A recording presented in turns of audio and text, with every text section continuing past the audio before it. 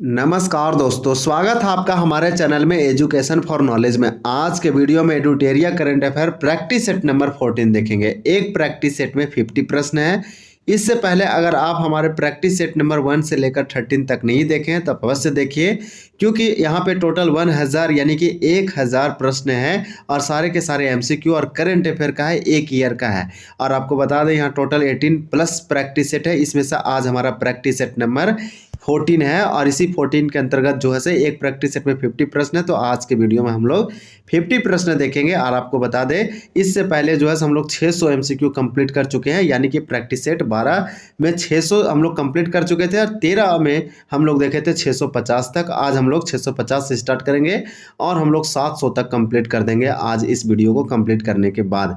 तो ये बहुत ही इंपॉर्टेंट, ये ईयरली वर्षिकांक करंट अफेयर 2025 का, जो कि इसमें अगस्त 2024 से लेकर जुलाई 2025 तक करंट अफेयर आपको मिलेगा और मोस्ट इंपॉर्टेंट है। और ये नेशनल और इंटरनेशनल करंट अफेयर बहुत ही इंपॉर्टेंट है, जिसमें राष्ट्रीय अंतर्राष्ट्रीय करंट अफेयर को कवर करता है। आप किसी भी एग्जाम की तैयारी कर रहे हैं, यह वीडियो आपके लिए बहुत ही महत्वपूर्ण और हेल्पफुल साबित होगा। यहाँ से चीज़ों का प्रैक्टिस कर सकते हैं जो पढ़े हैं सो, और अब साथ में रिवीजन या प्रैक्टिस सेट लगाने की कोशिश कीजिए और साथ में रिवीजन कीजिए और चीज़ों को रिमेंबर या समराइज करने की कोशिश कीजिए। आप किसी भी एग्जाम की तैयारी कर रहे हैं, करंट अफेयर आप समझिए मील का पत्थर या रीढ़ की हड्डी है। इस प्रकार से यहाँ से कोई भी क्वेश्चन आता है आपका गलत नहीं होना चाहिए, क्योंकि करंट अफेयर आज किसी भी एग्जाम में तो पूछे ही जाते हैं और बहुत ही ज़्यादा।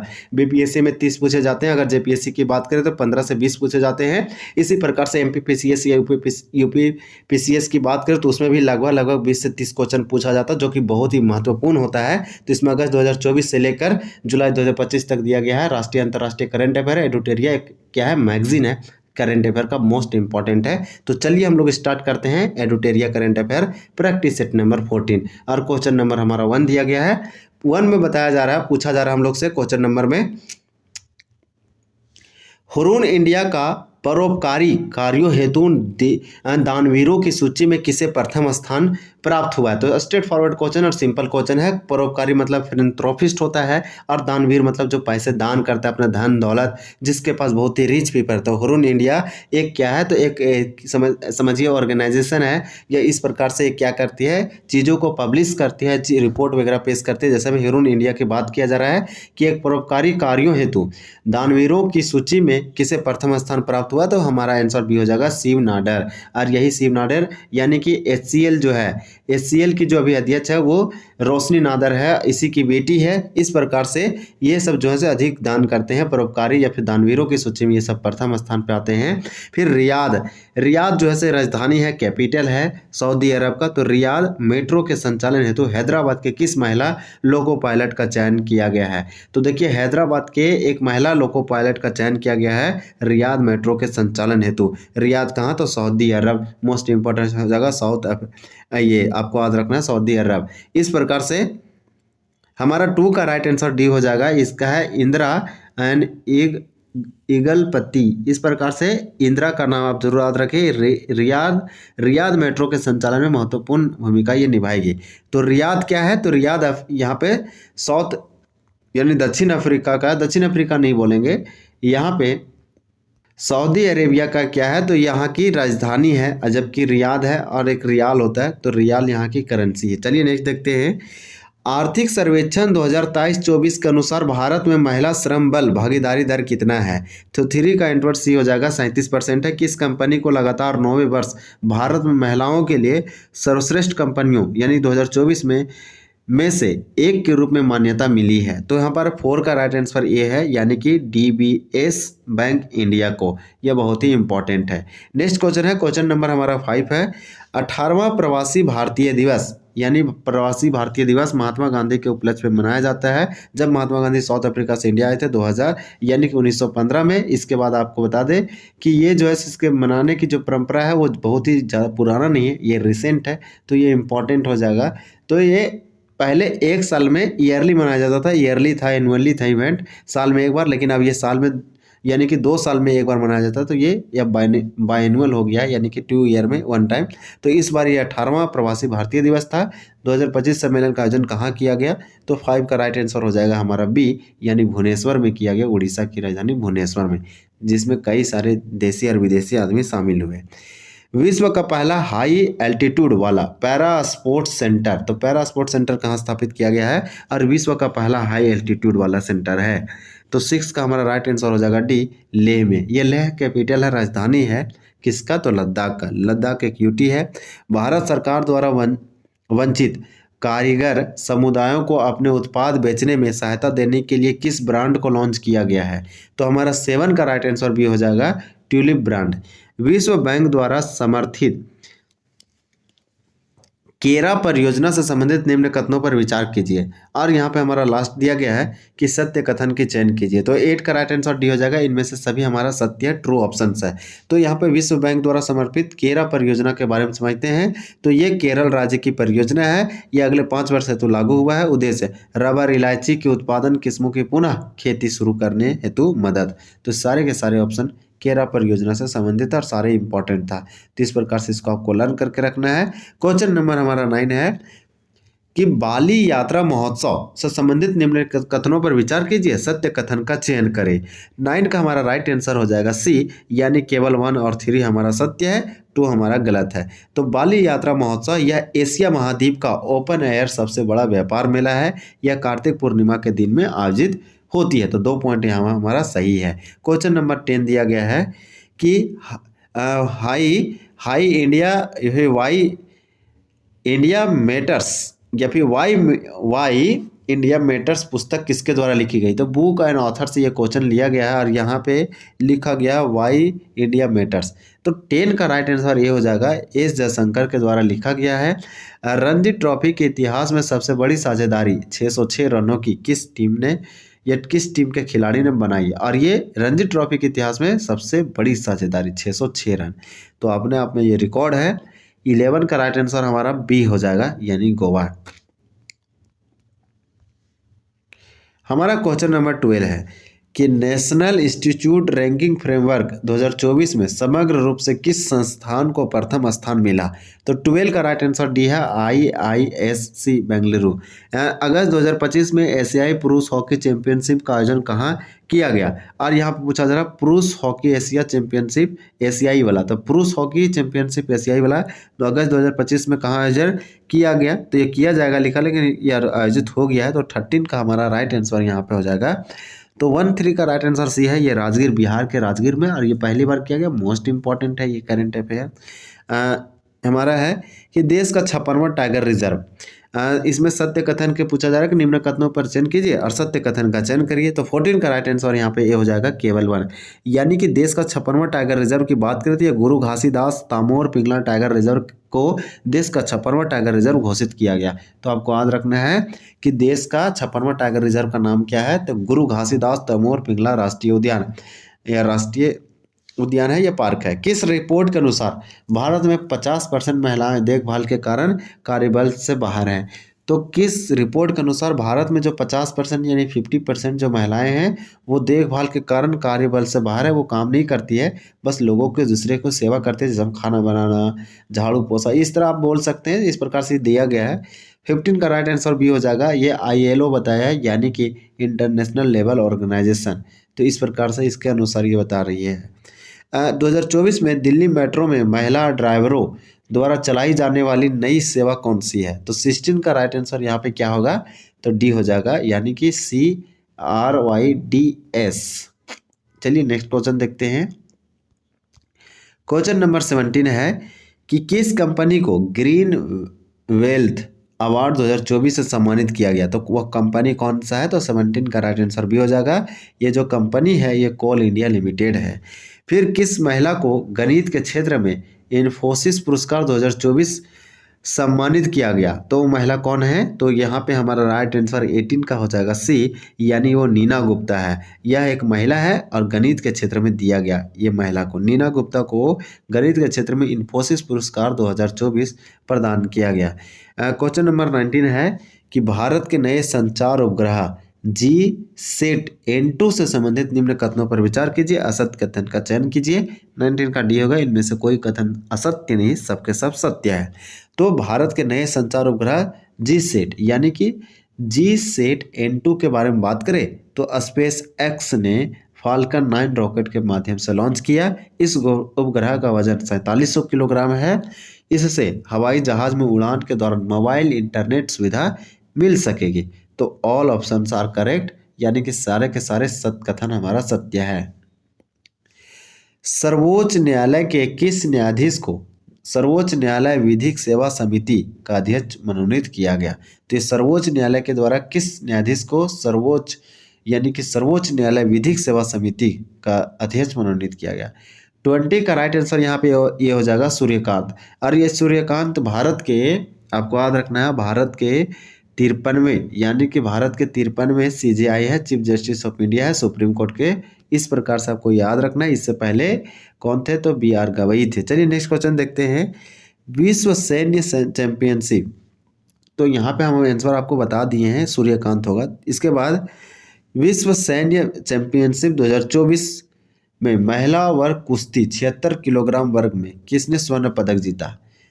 तो हमारा 21 का राइट आंसर यहाँ पे डी हो जाएगा, रितिका हुड्डा। एंड नवंबर 2024 में किस राज्य सरकार ने इलेक्ट्रॉनिक वाहनों के लिए रोड टैक्स और पंजीकरण शुल्क 100% छूट प्रदान की है? तो 100% छूट किसके लिए? तो इलेक्ट्रिक वाहनों के लिए। वो कौन सा राज्य सरकार है? और नवंबर 2024 में ऐसा घोषणा किया गया। तो 22 का हमारा राइट आंसर यहाँ पे हो जाएगा सी, तेलंगाना। यानी कि इलेक्ट्रिक चीज़ों को यहाँ पे प्रमोट किया जा रहा है सरकार के द्वारा। राष्ट्रीय शैक्षिक सम्मेलन ज्ञान कुंभ से संबंधित निम्न कथनों पर विचार करें। सत्य कथन का चयन कीजिए। 23 का राइट आंसर हो जाएगा हमारा सी, यानी कि केवल 1 और 2 हमारा सत्य। तो यहाँ पे दोनों हमारा सत्य, 2 ऑप्शन दिया गया है। तो हम ज्ञान कुंभ की अगर बात करें तो इसका आयोजन पुदुचेरी में किया गया। यह सम्मेलन शिक्षा संस्कृत उत्थान न्यास द्वारा अखिल भारतीय तकनीकी शिक्षा परिषद के सहयोग से आयोजित किया गया। फिर चलिए नेक्स्ट पॉइंट देखते हैं। नेक्स्ट पॉइंट हमारा दिया गया है कि 13वां राष्ट्रीय बीज कांग्रेस का उद्घाटन केंद्रीय कृषि एवं किसान कल्याण मंत्री शिवराज सिंह चौहान द्वारा कहाँ किया गया? तो इस प्रकार से हमारा 24 का राइट आंसर क्या हो जाएगा? तो 24 का हमारा राइट आंसर बी हो जाएगा, यानी वाराणसी में। मोस्ट इंपॉर्टेंट है ये। 13वां राष्ट्रीय बीज कांग्रेस का उद्घाटन किसके द्वारा? तो केंद्रीय कृषि और किसान कल्याण मंत्री शिवराज सिंह चौहान के द्वारा वाराणसी में किया गया। शुक्रयान, शुक्र मिशन, यानी शुक्र ग्रह के लिए मिशन जो है शुक्रयान है। तो शुक्रयान मिशन 1 को कब प्रक्षेपित किया जाएगा? 25 का यहाँ पे राइट आंसर डी हो जाएगा। 2028 में शुक्रयान 1 मिशन को प्रक्षेपित किया जाएगा। तो 25 हम लोग देखें। अब हम लोग 26 क्वेश्चन नंबर कंप्लीट करेंगे। 26 में दिया गया है IPL इंडियन प्रीमियर लीग नीलामी में साइन किए जाने वाले सबसे कम उम्र के खिलाड़ी वैभव सूर्यवंशी का संबंध किस राज्य से है? तो यह बिहार से है, यह बिहार के समस्तीपुर से है। इसके बाद हम लोग नेक्स्ट देखेंगे हेनरिच। तो हेनरिच फाउंडेशन और IMD इंटरनेशनल या फिर मेट्रोलॉजिकल डिपार्टमेंट, ये इंडियन मेट्रोलॉजिकल डिपार्टमेंट, इस प्रकार से हेनरिच फाउंडेशन और IMD द्वारा जारी सतत व्यापार सूचकांक 2024 में कौन सा देश लगातार तीसरे वर्ष शीर्ष पर रहा? तो हमारा आंसर 27 का राइट आंसर यहाँ पे सी हो जाएगा, न्यूजीलैंड। चलिए नेक्स्ट देखते हैं। नेक्स्ट में हमारा दिया गया क्वेश्चन में 28 है कि अग्नि योद्धा 2024 संयुक्त सैन्य अभ्यास भारतीय सेना और किस देश के बीच या किस देश की सेना के बीच संपन्न हुआ? यह अग्नि या अग्नि योद्ध। इस प्रकार से हमारा 28 का राइट आंसर बी हो जाएगा, यह सिंगापुर है। यानी फॉर्च्यून किस 100 वर्ष प्रभावशाली उद्योगपतियों की, यानी 100 शीर्ष प्रभावशाली उद्योगपतियों की सूची में प्रथम स्थान किसे मिला? तो ये एलन मस्क को मिला है। चलिए नेक्स्ट देखते हैं। हाल ही में संपन्न चुनाव में यानी कि किस पार्टी को करारी हार के बाद ऋषि सुनक ने इस्तीफा दे दिया था? तो इस प्रकार से 30 का राइट आंसर यहाँ पे हो जाएगा ए, कंजर्वेटिव पार्टी से। वो किस पार्टी से करारी हार के बाद ऋषि सुनक ने इस्तीफा दे दिया था? तो ये कंजर्वेटिव पार्टी हो जाएगा। नेक्स्ट है दुनिया के सबसे बड़े डायनासोर कंकाल का नीलामी कहाँ की गई? तो 31 यानी कि 31 का राइट आंसर डी हो जाएगा पेरिस में। पेरिस दैट मीन्स फ्रांस में। चलिए नेक्स्ट क्वेश्चन देखते हैं कि किस देश ने 16 वर्ष से कम उम्र के बच्चे को सोशल मीडिया इस्तेमाल पर प्रतिबंध लगा दिया, तो ये ऑस्ट्रेलिया हो जाएगा। किस यूरोपीय देश ने 1 जनवरी 2025 से बुर्का पर प्रतिबंध लगाने की घोषणा की है? तो 33 का अगर हम बात करें तो बी है स्विट्जरलैंड। किस देश ने भारत सहित 14 देशों के छात्रों के लिए स्टूडेंट डायरेक्ट स्ट्रीम वीजा कार्यक्रम को बंद करने की घोषणा किया? तो ये अमेरिका किया है। तो 34 का हमारा यहाँ पे राइट आंसर क्या हो जाएगा? यहाँ पे अमेरिका नहीं, कनाडा हो जाएगा, यानी कि सी हो जाएगा राइट आंसर। 34 का राइट आंसर क्या हो जाएगा? तो सी होगा। भारत के रक्षा निर्यात में कौन सा देश प्रमुख गंतव्य बनकर उभरा? तो 35 का राइट आंसर हमारा ये है, ये आर्मेनिया में हो जाएगा। ये भारत के रक्षा निर्यात में जो आर्मेनियम है वो भारत के यानी कि जो है एक प्रमुख और बहुत ही महत्वपूर्ण गंतव्य बनकर उभरा है आर्मेनिया। इसका कैपिटल एरेवान है। ब्रिक्स देशों में के युवा साइंटिस्ट फोरम से संबंधित निम्न कथनों पर विचार कीजिए, सत्य कथन की चयन कीजिए। तो 36 का अगर हम बात करें तो डी हो जाएगा। इनमें से सभी हमारा कथन ट्रू है, यानी कि सत्य है, करेक्ट है। इसका आयोजन हम ब्रिक्स देशों की क्या बात कर रहे हैं? तो युवा साइंटिस्ट फोरम की बात कर रहे हैं। तो इसका आयोजन रूस में किया जा रहा है। इसमें 40 वर्ष से कम उम्र के साइंटिस्ट शामिल होते हैं। इसमें आईआईटी पटना के सहायक प्रोफेसर डॉक्टर अभिनय कुमार सिंह को भी शामिल हुए हैं। तो तीनों के तीनों ऑप्शन सही है। युवा साइंटिस्ट फोरम से संबंधित ये ब्रिक्स देशों के हैं। ये जो फोरम है वो ब्रिक्स देशों के द्वारा गठित किया गया है। तो चलिए नेक्स्ट क्वेश्चन देखते हैं। हमारा क्वेश्चन नंबर 37 है, किस देश ने लिग्नोसेट नामक दुनिया का पहला लकड़ी का उपग्रह विकसित किया है? ये क्वेश्चन स्टार लगाइए, बहुत ही इंपॉर्टेंट है। तो यहाँ पे हो जाएगा जापान। लिग्नोसेट का बात आएगा तो आपको जापान लगाना है। 37 जो है से बी हो जाएगा। जापान का कैपिटल क्या है? तो टोक्यो है, करेंसी येन है। इंटरपोल के नए महासचिव कौन बने? तो इंटरपोल की अगर बात करें तो वाल्डेसी उर्कीजा बने हैं। मोस्ट इंपॉर्टेंट हो जाएगा, राइट आंसर सी हो जाएगा 38 का। राष्ट्रीय विधिक सेवा प्राधिकरण से संबंधित निम्न कथनों पर विचार कीजिए, सत्य कथन की चयन कीजिए। तो सत्य कथन ट्रू पूछा जा रहा है, तो 39 का राइट आंसर डी हो जाएगा, यानी इनमें से सभी के सभी सत्य कथन है। तो पढ़ते चलिए राष्ट्रीय विधिक सेवा प्राधिकरण से संबंधित कथनों पर। नालसा का गठन विधि सेवा प्राधिकरण अधिनियम 1987 के तहत 1995 में किया गया। न्यायाधीश सूर्यकांत को नालसा का कार्यकारी अध्यक्ष नियुक्त किया गया। यह समाज के कमजोर वर्गों को मुफ्त कानूनी सेवा प्रदान करता है। सारे पॉइंट इंपॉर्टेंट है। भारत ने किस वर्ष के लिए ओलंपिक मेजबानी का दावा पेश किया? तो 40 का राइट आंसर यहाँ पे हो जाएगा सी, 2036 के लिए। FIH हॉकी स्टार्स अवार्ड 2024 से संबंधित निम्न कथनों पर विचार करें। तो 41 का राइट आंसर क्या हो जाएगा? तो ए हो जाएगा सर्वश्रेष्ठ खिलाड़ी हरमनप्रीत सिंह। चलिए नेक्स्ट क्वेश्चन देखते हैं। नहीं, यहाँ पे सत्य कथन वाला दिया गया है, तो यहाँ पे निम्नलिखित कथनों पर विचार कीजिए, सत्य कथन का चयन कीजिए। तो राइट आंसर हो जाएगा केवल 1 और 2। तो इस प्रकार से 41 का हमारा राइट आंसर क्या हो जाएगा? तो हमारा ये वाला हो जाएगा। यहाँ पे सत्य कौन है? तो सर्वश्रेष्ठ खिलाड़ी जो है ये हॉकी स्टार्स अवार्ड 2024 से संबंधित है। तो हरमनप्रीत सिंह को दिया गया है सर्वश्रेष्ठ खिलाड़ी, और सर्वश्रेष्ठ गोलकीपर PR श्रीजेश को दिया गया। दोनों के दोनों करेक्टर सही है। क्वेश्चन नंबर 42 है कि मिस ग्रैंड इंटरनेशनल 2024 का खिताब जीतने वाली पहली भारतीय महिला कौन बनी? तो 42 का हमारा राइट आंसर क्या हो जाएगा? तो ए हो जाएगा रेचल गुप्ता। तो चलिए ये बहुत ही इंपॉर्टेंट है, रेचल गुप्ता। नेक्स्ट क्वेश्चन देखेंगे 43। दिया गया है कि बैलन डी'ओर पुरस्कार 2024 से संबंधित निम्न कथनों पर विचार कीजिए, सत्य कथन का चयन कीजिए। तो असत्य कथन का पूछा जा रहा है, यानी कि इनमें से कौन सा गलत है बैलन डी'ओर पुरस्कार 2024 से संबंधित? तो 43 का राइट आंसर डी हो जाएगा। इनमें से कोई भी हमारा असत्य नहीं, सारे के सारे सत्य है। तो पुरुष वर्ग में स्पेन के मिडफील्डर रोड्रिगो और महिला वर्ग में स्पेन के मिडफील्डर एताना बोनमाती को दिया गया। तो बहुत ही इंपॉर्टेंट है, दोनों के दोनों स्पेन के हैं, ये बहुत बड़ी बात है, और दोनों के दोनों मिडफील्डर है। पुरुष वर्ग में रोड्रिगो, महिला वर्ग में एताना बोनमाती को दिया गया, बोनमाटी। चलिए नेक्स्ट क्वेश्चन देखते हैं कि भारत के लिए एक दिवसीय क्रिकेट में सबसे अधिक शतक बनाने वाली महिला क्रिकेटर कौन बन गई है? तो इस प्रकार से 44 का राइट आंसर भी हो जाएगा स्मृति मंधाना। ये बहुत ज़्यादा न्यूज में रहती है, ये भी इंपॉर्टेंट है, क्रिकेटर है। चलिए नेक्स्ट देखते हैं। गोवा में आयोजित 55वें अंतर्राष्ट्रीय फिल्म महोत्सव में सर्वश्रेष्ठ फिल्म का गोल्डन पीकॉक पुरस्कार किस फिल्म को मिला? तो 45 का राइट आंसर सी हो जाएगा, टॉक्सिक को मिला।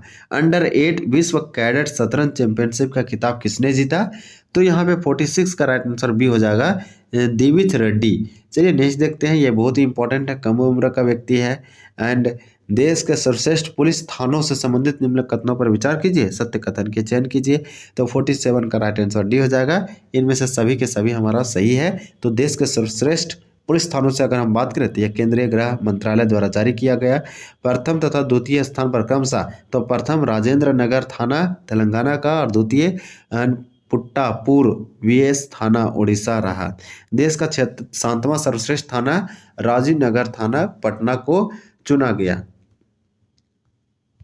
इसमें इसके बाद हमारा जो क्वेश्चन दिया गया है वो 48 है, और 48 बहुत ही इंपॉर्टेंट हो जाता है कि डेविस कप का खिताब किस देश ने नीदरलैंड को हराकर जीत लिया। तो 48 यानी 48 का आंसर ए हो जाएगा, इटली। भारत के पहले संविधान संग्रहालय का उद्घाटन लोकसभा अध्यक्ष द्वारा कहाँ किया गया। तो 49 का हमारा राइट आंसर सी हो जाएगा, यानी सोनीपत में। और लास्ट क्वेश्चन हम लोग देखने वाले हैं इस वीडियो का, इस सेट का, प्रैक्टिस सेट नंबर 14 का। दुनिया के सबसे टिकाऊ एल्युमिनियम कंपनी 2024 का दर्जा किस कंपनी को मिला। तो दुनिया का सबसे टिकाऊ एल्युमिनियम कंपनी। 50 का राइट आंसर भी हो जाएगा, हिंडाल्को इंडस्ट्रीज लिमिटेड। तो इस प्रकार से हम लोग टॉप कितने प्रश्न देखे, तो 50 प्रश्न देखे। चलिए देखिए ये आंसर के है, यानी Edutoria current affair practice set number 40 का आंसर की ये दिया गया है। तो इसमें A1 से लेकर 50 प्रश्न था, तो मोस्ट इंपॉर्टेंट था। प्रैक्टिस सेट नंबर हम लोग 15 अगले वीडियो में देखेंगे, क्योंकि प्रैक्टिस सेट अगला है। तो इस प्रकार से ये आपको बहुत ही इंपॉर्टेंट लगा होगा, यहाँ सब चीज़ों को रिवाइज या प्रैक्टिस कर पा रहे होंगे। तो चलिए मिलते हैं दूसरे वीडियो में, तब तक के लिए धन्यवाद, जय हिंद।